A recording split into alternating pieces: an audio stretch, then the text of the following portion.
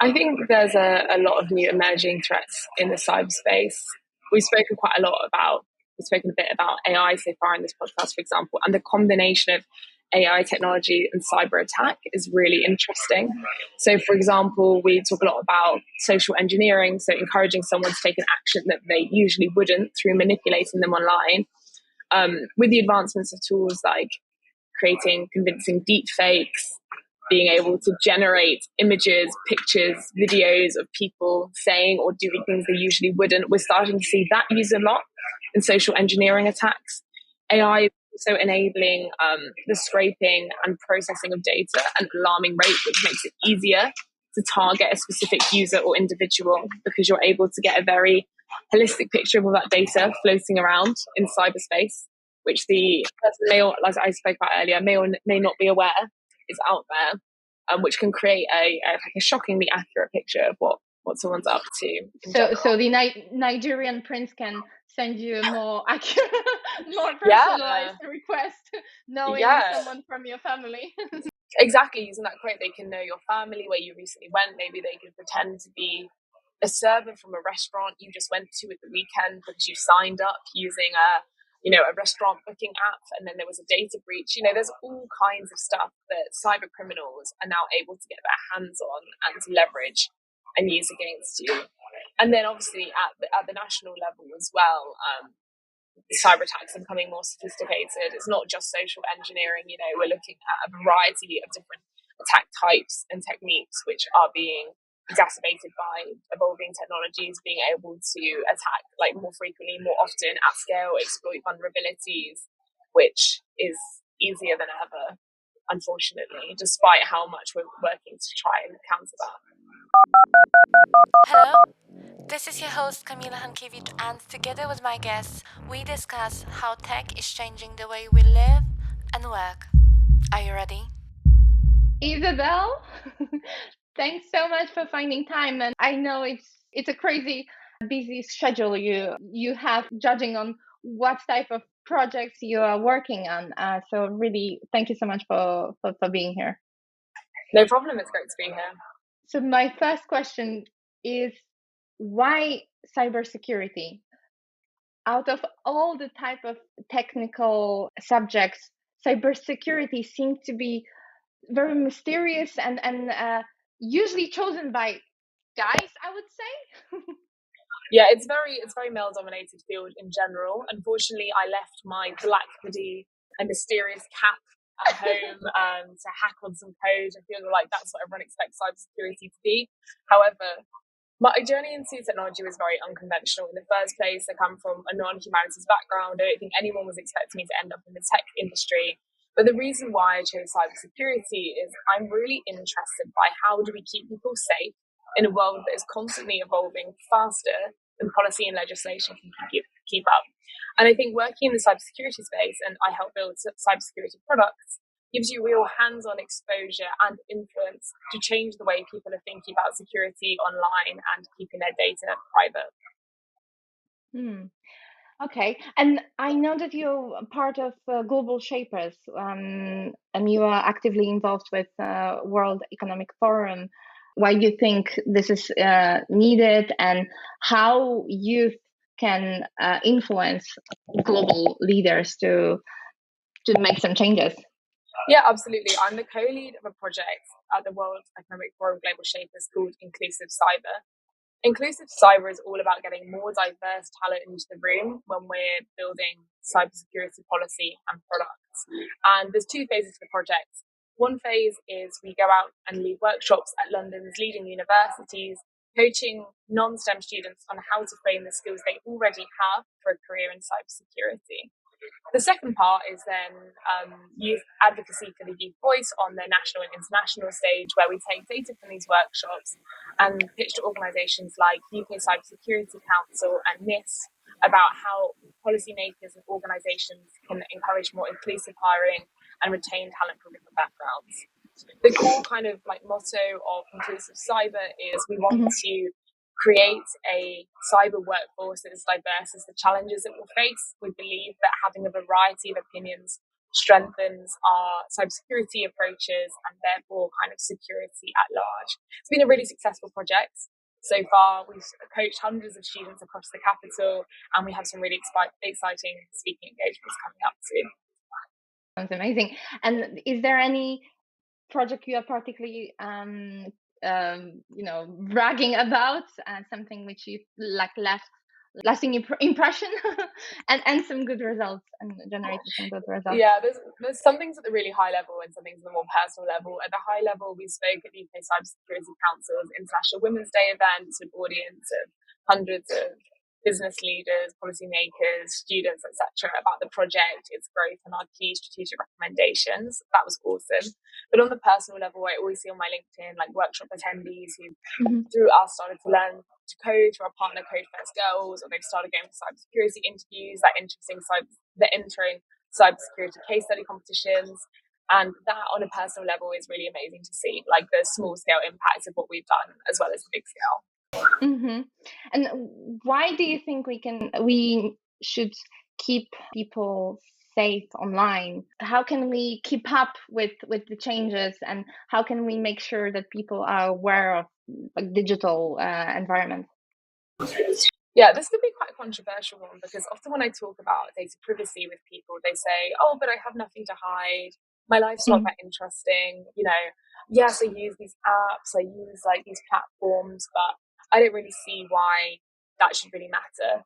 And for me, privacy is a human right. The right to your data and ownership of your data and the use and abuse of your data should be your individual right. So I think there's a couple of pieces there. I think one, there's like the education at the public level, like helping people understand not only why their data is important, but how their data could be leveraged is a huge one. When I talk to people often about like AI, algorithmic design, building apps, services, platforms, people have no idea where their data is going and how that can be used. So that's one piece, like educating people. And then the second piece is at the organizational and governmental level, what obligations do we have to protect people's privacy when they can't themselves? Like, how do we help people to keep their data safe, to keep ownership of that data when they themselves may not even be aware of the situations they're putting themselves in? And do you see governments really taking into consideration your suggestions? Are there any like legislations happening? Yes, obviously at the moment the UK is looking at the online safety bill, which is quite controversial in many ways, thinking about that trade-off between how much information should governments see so they can help protect people versus how much should they not see because it's people's private information. You see all kinds of debate around this, even things like WhatsApp's end-to-end encryption and how whether that can be used or called upon in different court cases, for example, as an evidence point. It can't. It's still end-to-end encrypted right now, but should it? It's a very murky topic. So it's the digital transformation society, data privacy and cybersecurity has definitely been debated on the national and international stage. But in terms of conclusive actions that are coming out the other side, progress is still quite slow, whilst in society that technology is evolving day by day. Which country do you think is leading the way right now? Is UK just trying to catch up? Yeah, that's an interesting question. I don't know if I could give you a specific country that I think is doing better than everyone else. I think it's a new challenge that everyone involved. However, I think we think a lot on the global scale about different kinds of inequalities, economic equality, social inequality, freedom and rights inequality. And I think digital inequality is going to be one of the huge trends that we start to see over the next coming decades. The countries and governments that are able to successfully adopt, track, and proliferate technology in their societies will quite rapidly and dramatically change global imbalances in power as they stand. However, doing that well is really difficult because it's a completely new challenge in a lot of ways for the majority of governments. Yeah, I completely agree. Like two weeks ago, I had a conversation with one of the leaders in the UN who said exactly the same.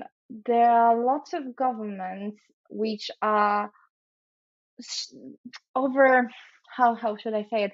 They don't really see long term. So they don't care about education of the opportunities and threats. And it's not really the idea when we, for example, take AI as an example. It's not the threat of AI per se, but it's a threat of being left behind and just widening this gap from like between countries which are doing something about it, and it will create, like you said, more social economical disparities. Yes, and I feel like the introduction of kind of like end user facing AI and like the proliferation of AI in a lot of like tools and systems at the moment is only exacerbating that gap. Like I was a UN Women UK delegate to the Commission on the Status of Women 67, and at that level we were even talking about the rights of girls and women to access technology, like access the internet, access a laptop, like Yes.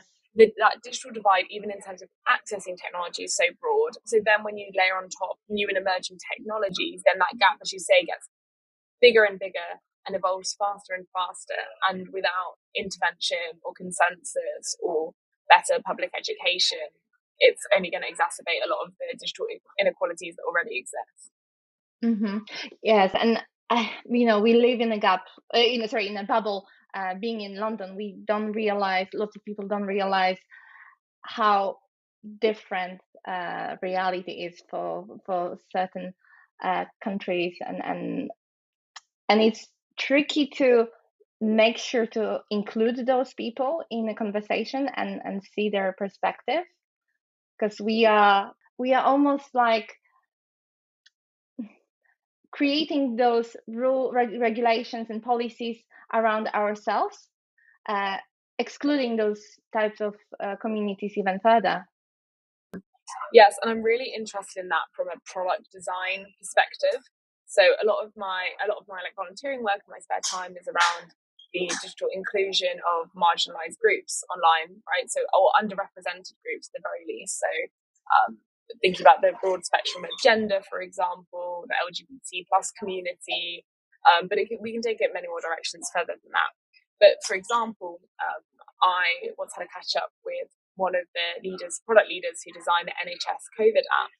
And he was talking about a lot of the difficulties in designing that, because when you're dealing with people's location data and tracking data, that can have a huge, huge effect on people from more difficult backgrounds. So, for example, if we're leveraging your location data to see if you're more susceptible to catching COVID, what do you do in terms of someone who is hiding from an abusive partner, or if they are going to areas that are associated with people from a certain religious background or from a certain sexuality and stuff like this. So that kind of data in certain contexts can be hugely sensitive, and therefore that data handling and usage is really important in product design. So that's kind of one way of thinking about it, is how do we build products that serve the needs of everyone and also account for the fact that people have very different realities when they're interacting with technologies, and how you're designing those products can have a huge effect on their day-to-day lives. And what are some good practices you keep seeing? Good practices for ethical product development. I'm very interested in good product management as a tool for responsible innovation.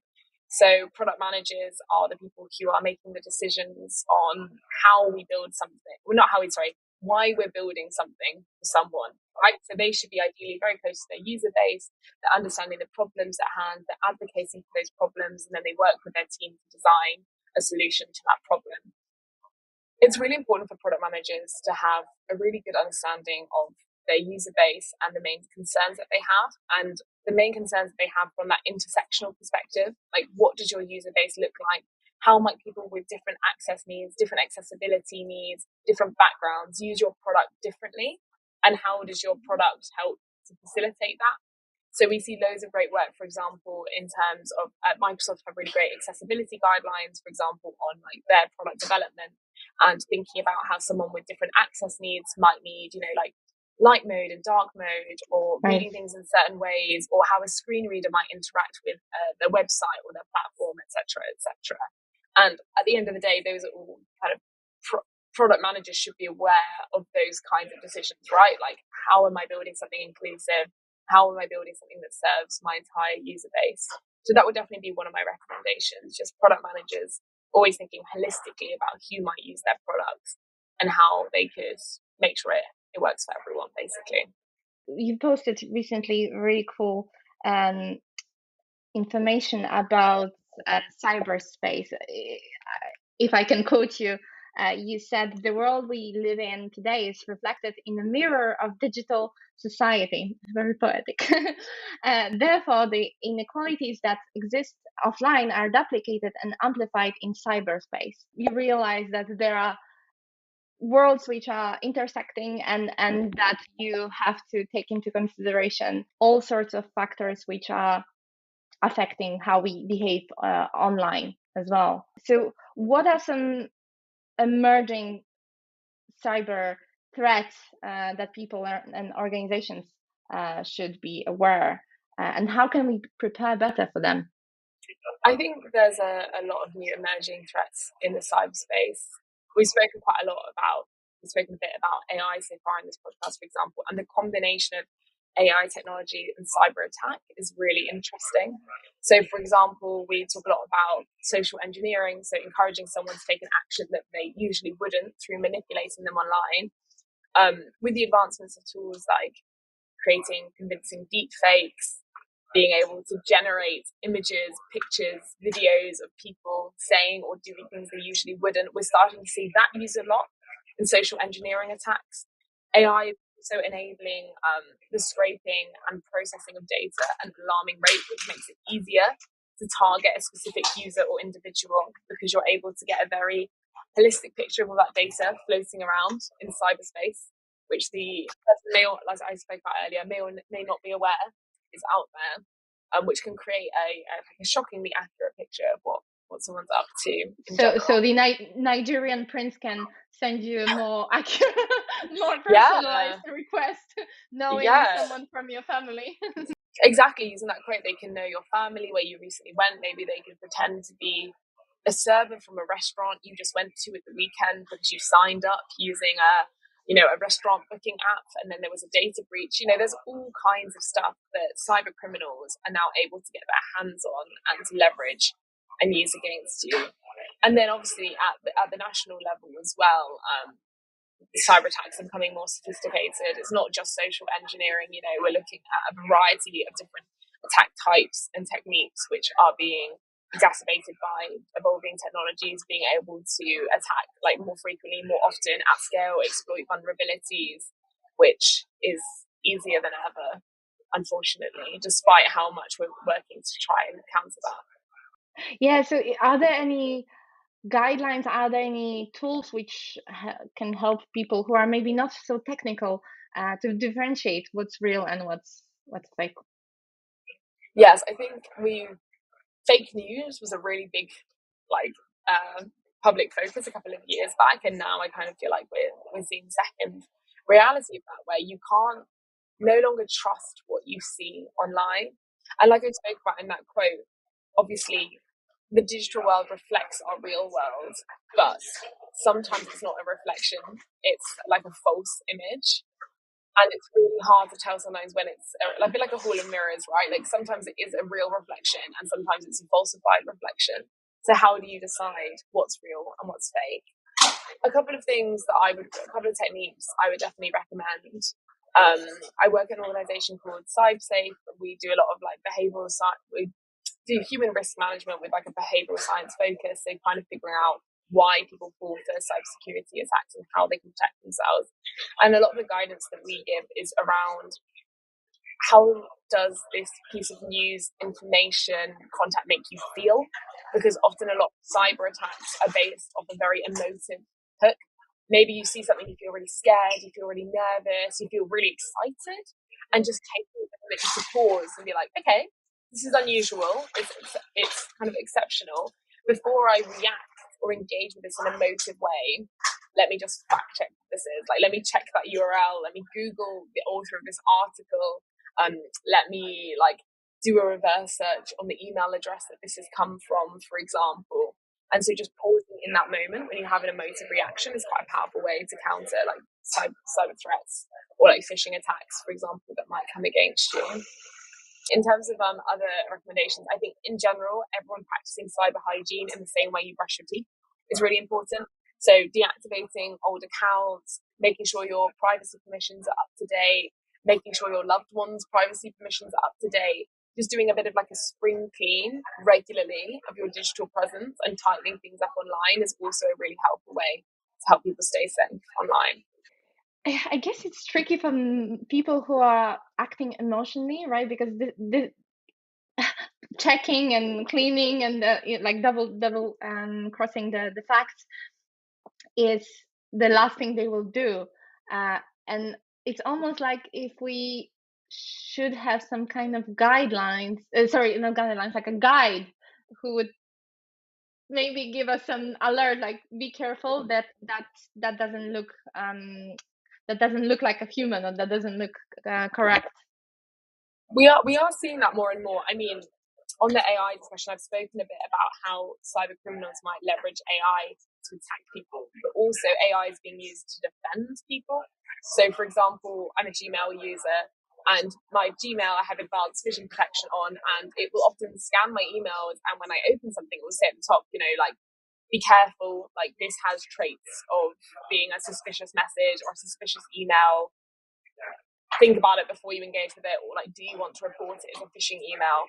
So we're also seeing AI used and like LLMs used to process large amounts of information, emails, spot trends, and like you say, like guide or warn people when something is risky. And I think a lot of private organizations are doing this quite well. I don't know exactly how the landscape looks between that responsibility to protect people.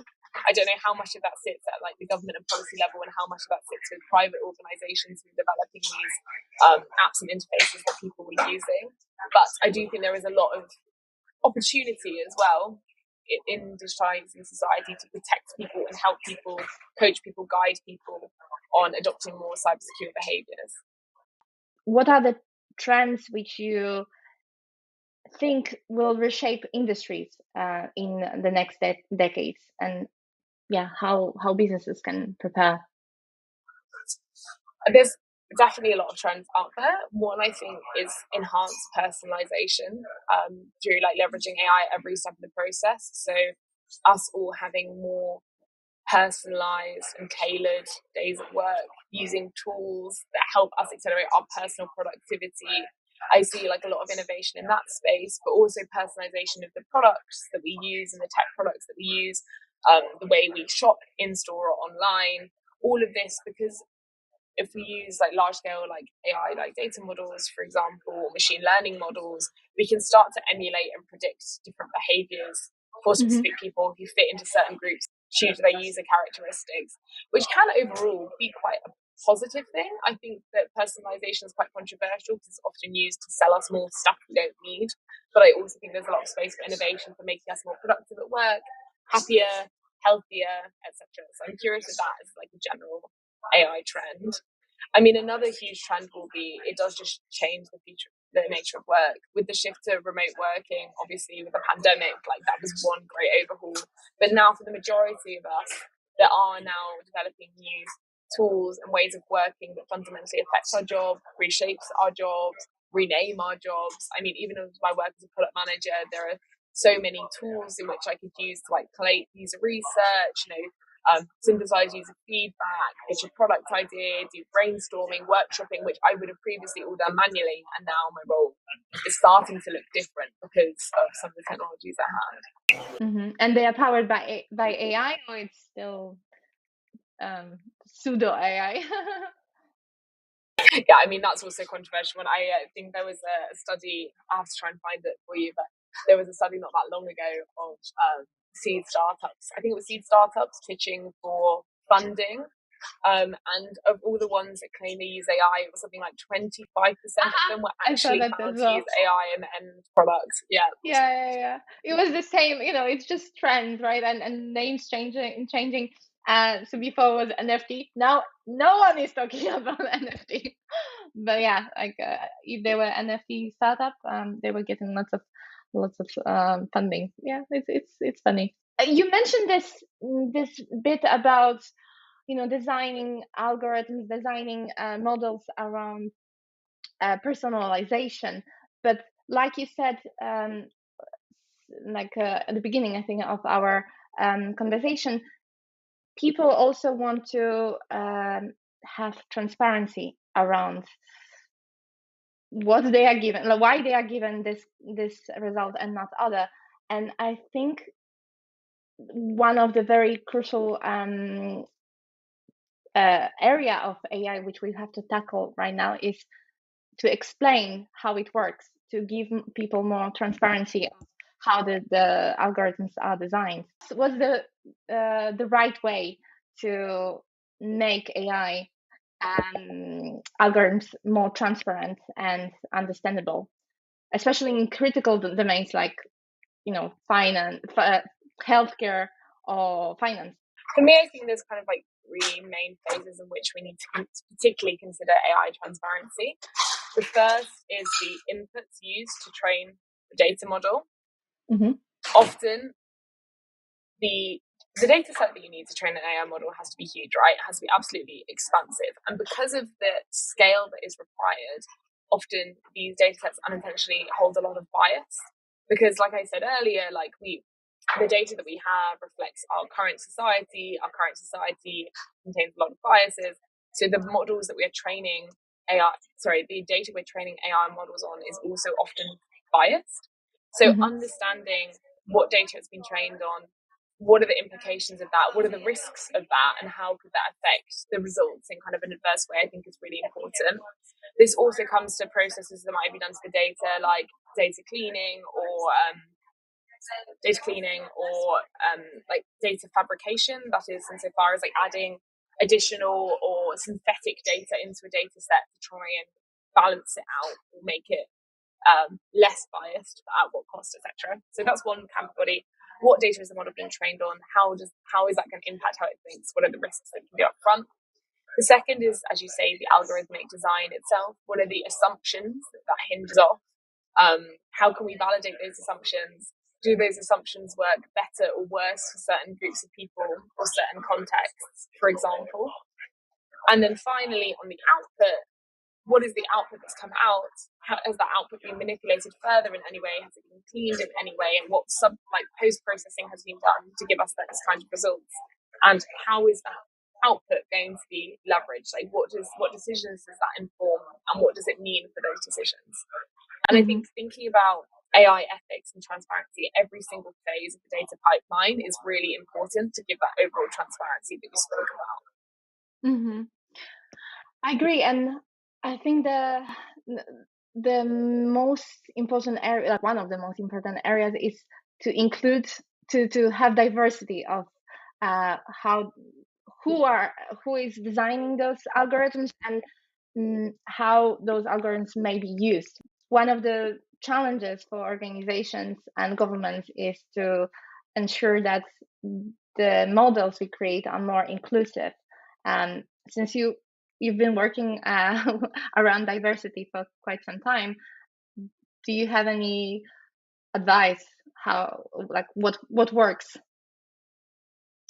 Yeah, absolutely. I spoke on a panel with the Lord Tim Clement-Jones, who's the chair of the all-party parliamentary group on AI and kind of emerging technologies, and also the CEO of Code First Girls, Anna Brailsford, on this topic, because diversity, especially when it comes to topics like national security, is not a nice to have. It is absolutely critical. If you have a group of people who are thinking about threats in the same way, they are going to design protection against only those threats and not think about it from other perspectives.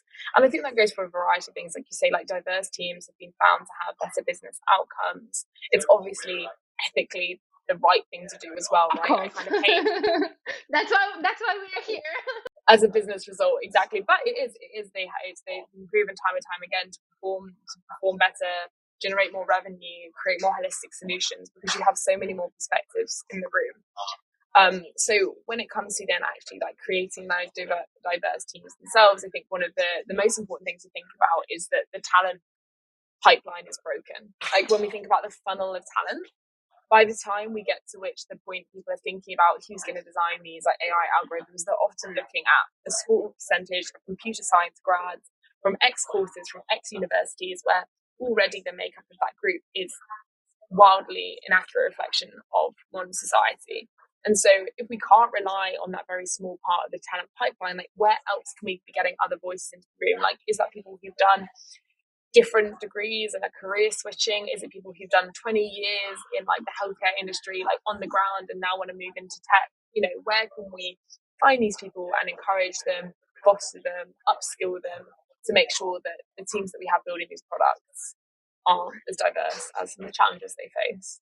Like you can see this issue within our generation where, you know, I remember when I was young, I'm still young, but when I was in primary school, we already had the division of the boys are, you know, going to focus more on scientific fields, and girls are more like literature or biology or chemistry, those kind of subjects. And so naturally you will have a smaller pool to choose from. But as you pointed, well, reskilling is very crucial to have those like different type of people who may add to different, like add different perspective to whatever you're trying to build. And I think in terms of the government and national perspective on this, I think there's been some great work done to encourage, you say, for example, like young women to continue with their STEM education, see that through. But the issue is this will take a generation, at least a generation to fix, right? Like there's a lot of like great policies coming in. I'm seeing a lot of great initiatives coming in, like schools, workshops, etc. to encourage, if we take the example of young women, to stay in STEM. However, we can't afford to wait another 10 to 15 years for that to equilibrate. So as you said, one piece is reskilling. So I've volunteered a lot with Code First Girls previously, who teach women and non-binary people to code as code for free. But also initiatives like Inclusive Cyber that I run that teach people how to talk about their existing skills in a way that can help them get their first job in tech is also important, because a lot of the skills gap in the technology sector is actually around communication skills, analysis skills, presenting skills, which it doesn't, to work in tech doesn't just mean coding. And lots of people work in, you know, like AI bias or ethical AI, system design, product management, all of these disciplines as well, which don't have a strong technical focus, but are very complementary to some of the goals that we've discussed achieving. Yeah, I agree. And in a way, tech right now is becoming more accessible, right? Like you don't even need to code to, you know, build your web store, or you don't need to understand the programming language. You can just ask LLM models to explain you bit by bit, as if they were explaining it to a 5-year-old. So it's a lot of help for those people who don't even know how to start, but their unique skills in communications, as I said, it's valid, and it's needed for wide like range of roles in technology. Okay, so you mentioned in earlier on about intersectionality in product design, and I would like to understand, because I haven't heard this, because I'm not in product design, but I haven't heard much about this field. Like, what does it mean?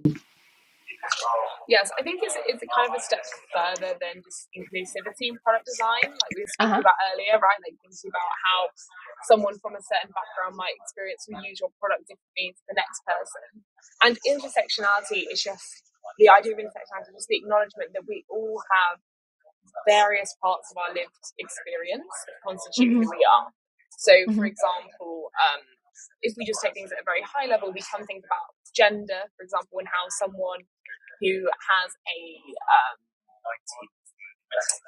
I'm sorry, I'm just trying to think, but like, so gender and how someone from a certain gender might use a healthcare app, for example. But then if we take that a little bit further and we think about gender, and we think about, I spoke to someone who was building a reproductive health app, right, in general. So like general like period tracking, symptom tracking, fertility, all of this. And at the very high level, you would assume, okay, we need to think about people who identify as women and have the sexual characteristics of being assigned female at birth would use this app, right, in general. But if you take that a step further and you're like, for example, someone with the gender identity of female who maybe has a different like biological background, so maybe a trans woman, how would she interact with a like tracking and fertility app? Or for example, if you have a trans man who wants to use your app, what would that look like for him? And how are his needs a bit different from the general group of people that you were looking to address with your app? And then if you take another layer on top, like if that person also has accessibility needs, or they come from a certain background, or etc., how would that change how they interact with the app once again? So intersectionality in product design is just the acknowledgement that the first step of inclusivity is thinking about the broad characteristics someone might have that affects how they interact with your app or product. But intersectionality is like, how do their other identities layer on top of that, and does that change that again? Mm-hmm. And I think again, we're starting to see, it's quite a lot to think about, really. But if you think about how these things all stack up, I think that's how you create a really amazing product, or like a really well-loved product, because it serves everyone. And I think there are a couple of products that do that well, and there's definitely more expectation for larger products to do that well. But I think product managers at every stage in the process can be thinking about this or asking these questions, especially when it comes to, like you say, sensitive things like healthcare apps, financial apps. How do you make your concepts accessible, and how might that interact with different intersectional identities? Wow. It's almost like focusing solely on finding those edge cases and designing around them. But don't you think that after a certain point, designing for everyone means designing for no one? Like, shouldn't there be specific apps, or maybe specific like separate apps for specific type of people with special needs? There's definitely a trade-off to be made, right? But I would always argue that designing for everyone actually unintentionally can help. Designing for a smaller group of people can actually unintentionally help a wider group of people. So let me give you an example. I think it was Nike, but again, I need to check the brand, but they invented a kind of shoe that you could put on without using your hands. So you could just put your feet in and put it on. And initially, the idea of this was for people who have a permanent reason to not be able to put their shoes on. So, for example, like limb loss in their upper body. Can't use my hands, therefore can only put this with shoes on. Well, they actually found when they built, and which is seems like a very small use case, but when they built and launched this product, what they also found was it was really well used by people who had sometimes had that issue or rarely had that issue. So, for example, someone who has like a temporary injury, like a broken arm, would really benefit from shoes you could put on without using your arms. Or a mum who is holding her baby in her arms and trying to get out the door with like a very young child would really benefit from putting shoes on without using their arms.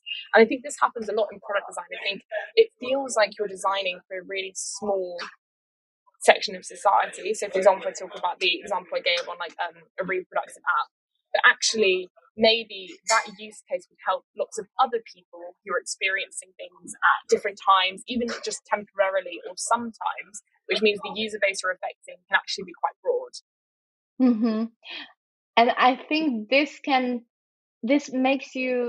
differentiates your app and makes it stand out from the rest, because people see that you really put effort into designing for specific needs. Yeah, and it happens all the time. Like, I'm sure there's a lot of apps you use day to day, or I use day to day, that I love, and I'm just like, this app is just amazing. And all it means is some PM somewhere sat down and was like, okay, if I was this kind of persona trying to do this thing, what would I want to do? And because of all that thought that's gone into it, it's created features and functionality that I love using. So there's definitely lots to be gained from empathy in product design. Okay. And what are there any such, I will keep calling it edge cases in your current projects you are working on, and maybe they came from you or from somebody else and it just surprised you? I haven't thought about that. Yes, it's something that I work on. So I'm the product manager for our fishing simulation tool, well, it goes much more beyond phishing simulation. It's basically like a holistic approach to managing social engineering threats. And when we think about social engineering, how people are affected by phishing and other kinds of cyber attack varies a lot based on their personal experience. And a really easy example of this is when I talk to security awareness professionals, for example, is how different cultures receive phishing threats and how they respond to them. So, for example, we track a lot of insights around why do people fall for phishing sims, like what kinds of emotional triggers are working against them, how can that be harmful, what does that look like? And often we do find those are really culturally aligned. So, for example, for a certain client, we really found that their people really struggled with phishing attacks, which seemed to come from people with authority and had a tone of fear. So that's really interesting because it means for that specific geography, then security awareness professionals in that space can focus on creating like a program of training and learning, which is specifically addressing how do we handle authority, how do we handle fear, how do we make sure that our comms from senior management are always really clear and people know what to do when they're contacted by someone senior and they don't panic. And that was just in one geography. But that's a really interesting kind of like cultural difference in how people are responding to a cyber threat, which might not be like a global or universal sentiment. Mm-hmm.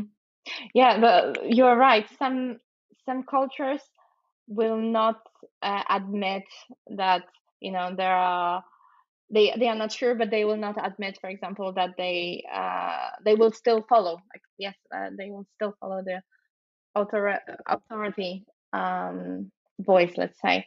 And let's talk about your other achievements. I know that you've been recognized as one of the top 100 female voices in technology.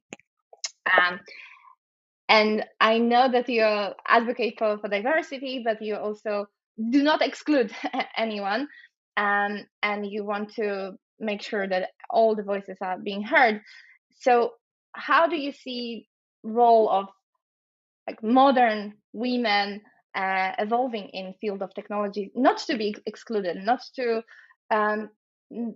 create this artificial barrier and give her opportunities that she can explore? Yes, I think whenever I talk about the inclusion of women in the technology sector, I always think like we started it. Like the technology sector would not began without women, right? So many of the early pioneers of computer science and technology, like Ada Lovelace, all came from female identifying backgrounds. So I feel like women started the technology industry, but as it's grown, we've become like more pushed out, more marginalized. I think it's something like 25% of the tech industry is female identifying. It's a really tiny percentage. I think it's even worse in cybersecurity specifically. So that's one piece. Women started it. How do we make sure women get back into it and we continue? I speak a lot about the power of mentorship. I've been a mentor and a mentee numerous times myself. I've coached probably hundreds of women by this point on starting their careers in technology, what they can do to break into tech, how they can pitch their skills, reviewed literally hundreds of CVs, etc., in my free time. However, I think even more important than sponsorship than mentorship, is sponsorship. So how can people who already are more senior or are in those decision-making positions advocate for women to get involved, to get the next opportunity, to jump for a promotion that she's nearly ready for but not quite, to encourage her to apply for a job that she might not have done otherwise? And I think sponsorship is even more powerful for social mobility because mentorship is amazing and coaches people where they're at and helps them, and it's a very like reciprocal relationship. But sponsorship has a much bigger scale of impact in terms of accelerating women's careers and making sure that their names are put into rooms where otherwise they might not other be. Mm-hmm. And how can we make sure that those leaders understand that it's in their benefit to sponsor, to help pave the way to other women? Because it feels, I don't know if you have the same feeling, but sometimes it feels like the women who get to the top are not really helpful. Yes, I think there's a couple of common fallacies that make this problem worse. I think one is assuming that women's rights and progression is a gendered issue. That is that it's women's responsibility to help other women to succeed and excel. Actually, a lot of my best sponsors have been men, because if already at those high levels, it's already very male dominated, then waiting for a woman to get there so she can start pulling other people up the ladder is a very ineffective way of thinking about it. And it places a lot of individual pressure. Secondly, unfortunately, like, just because someone is a senior woman does not necessarily mean they are particularly feminist, or does not mean they're particularly like, they take gender as a priority, for example. In fact, many women actually shy away from like gender equality discussions or gender representation discussions when they're at a high level, because they're worried of what that might mean for their reputation, or worried of the perception of what they might look like. And also, a lot of women who've got to very senior positions have often got there by adopting like conventionally masculine behaviors, insofar as they have just adopted the styles and characteristics of how other senior men have been acting, and that's helped their career progression, but that's not very helpful to kind of help other people beyond that. It's kind of like playing the game a bit, which is just symptomatic of the industry rather than the individual, but that's something that's quite difficult. And then the third thing, which I think is kind of untrue, which is not helping women's progression in general, is that perception of kind of, we talk a lot about the glass ceiling, like women can only advance so far before they get stuck somewhere. But there's also kind of like this glass platform or this glass cliff where sometimes there'll be a really difficult business situation. They will promote a senior woman into that role knowing it was risky, and then business outcomes aren't what they expected them to be. Then they let that person crumble, right? Or like let that person fall. And that's not a sustainable way to promote female talent. It's giving people, something I say quite often is, gender equality is not when we have equal representation of men and exceptional women. It's when we have as many mediocre men and mediocre women doing the job, right? Like, we don't just want these like rocket ship women who do an amazing job, like blast to the top, 1 in a million, like, she's incredible. It should be that everyone of the same level of ability is being promoted or like recognized at every level of the organization. Yeah, you're right, because we only see those, and other people who are maybe hoping to be there one day, but they are seeing there is a huge gap in between, and many don't even try because they are overwhelmed. So how do you think we can bridge gap between people and all the people who are maybe not so technical, but they want to have their voice heard, and they want to become more active in shaping technology? I mean, there's a lot of ways in which people can get involved. In general, for example, like product testing. Often you want to test our product to quite like a wide cohort. You can get involved in like online communities, feedback groups, this kind of stuff, which can be really helpful in terms of making your voice heard in tech. I also don't think you need to be technical to follow like current trends in technology or share your opinions on them, share your voices on them. As I spoke earlier about like the intersectionality piece, often I learn a lot from like reading the tweets or articles from people who come from different backgrounds to myself, and their experiences interacting with things, or their experiences using technologies, which helps like broaden my understanding as like a product decision maker on how we could be serving people better. And also, if you're interested in technology in general, I often recommend like, feel free to start a project, set something up. Like, you don't have to, even if that's just a blog where you share your views, or do you have an app idea, like starting to build out like a proof of concept of an app. Like, I think you can learn a huge amount about the tech industry and the way it works, and the way the kinds of decisions you would need to be making in the tech industry through setting up something yourself. I completely agree. It's also it also relates to entrepreneurship, or like entrepreneurship in as a general concept, because when you start something, like, you can read many books, you can watch tutorials, you can do courses, but you will never learn as much as when you do the work, when you start something and you fail and you iterate, and it's just something which you cannot get elsewhere. And I really believe also that when you when you create this community, when you start a blog or start sharing your maybe ideas, looking for advice on LinkedIn or any other platform, people generally want to help. And I think it was someone on Reddit once said that if you want to get the answer, if you want to get help, write something which is ridiculously wrong, so they will correct you. If you are trying to think of some sort of solution, I think this is the best idea, the best course of action. Yes, I think there's a huge amount as well about learning in public or building in public. Throughout my tech career, I've always been really open about what I've been doing, what I've been learning, what kind of questions I'm coming across. And I've met so many amazing people through doing that. I've had so many people be like, oh, I've been following your journey over the last couple of years, like saw your work on this, like would love to collaborate. And I think, again, especially to just go back to the gender point, but maybe again more intersectionally as well, like people from underrepresented groups, I think often even more nervous to speak publicly about what they're doing and to ask those questions, like ask for help, etc. But I have had such a positive feedback loop from doing that. And I think when you first do it, you feel ridiculous. And then you do it the second time and you're like, okay, that's all right. And by the third and the fourth time, you become more confident. And there's just so much in the tech sector as well, as you say, like it's always changing, it's always being shaped. So learning to learn in public and putting yourself out there is a really powerful skill. But lots of people they feel if they show their vulnerable self, they will be ridiculed. How should they look at it to overcome this fear? Is there something which works for you? Because I know you are already past that. you're already out of that, and you got it validated, so it's easier.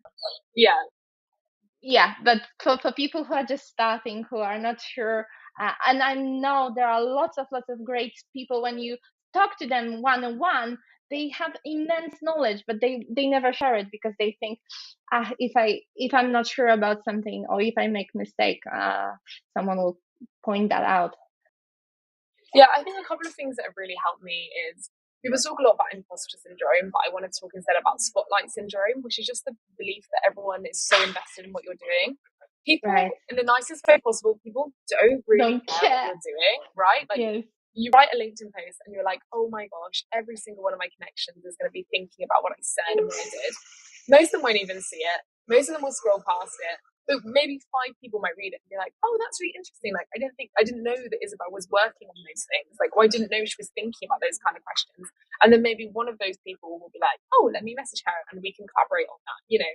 So I think that's one thing, like just accepting people don't care as much as you think they do. Another thing I saw lately, which I thought was really nice, was like cringe or embarrassment is the cost we pay for like success or exposure. Like, to be a beginner in anything, to learn how to do anything, you have to be okay with like being a bit embarrassed or being a bit shy. Like, if you want to learn how to play the piano, you need to be bad at the piano for a bit before you're going to be good. And I think it's the same in terms of like putting yourself out there and getting opportunities. Like, when I started doing it, it felt so embarrassing.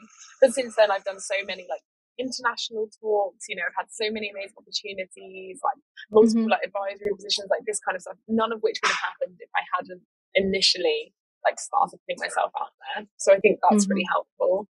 And 3, like, you don't have to do everything at once. So speak on something that you are really confident about first. If you're like, oh, I'm too nervous to put my opinions out on like the future of AI, that feels like a huge topic, bring it right down a scale. Be like, okay, like I do this day to day in my role, and I've noticed like AI is really impacting this one specific thing I do. Like, what do people think? Like, I think it's this, like, la di da. Like, you don't have to like come out with like an entire huge content planning schedule for the year, but speak to something you're confident about first, because that will make you more confident in speaking about things that are more unknown to you or are more undefined, where you can have more debate and stuff like this, like you say. Yeah, I agree. And how else people, apart from maybe your closest community within work, how else can people know about what you do, right? And you want to open yourself to your second, third degree connections, because you never know who may be reading, who may be watching what you are doing, and maybe it's not this person who may need your services or help or want to collaborate, but it's someone whom they talked to a week earlier, and amazing things happen once you put yourself out there. Okay, so just to wrap up, looking ahead, what do you think are the most exciting things in technology? What makes you most excited about the future of technology, AI and cybersecurity, your fields? And what do you hope to achieve in the next, let's say, 5 years? It's not an interview, don't worry. Yeah, no, I love it. No, it's great. It's really got me thinking. I'm very excited by the prospect of how AI and technology can help people to live happier, more fulfilled lives. So saving times on things they don't need to, so we can care more about the people we care about, work less, support each other, build meaningful communities. Like, I'm excited by how there's so much opportunity for innovation to improve a lot of the systems that we rely on day to day. I think that's one of the big ones.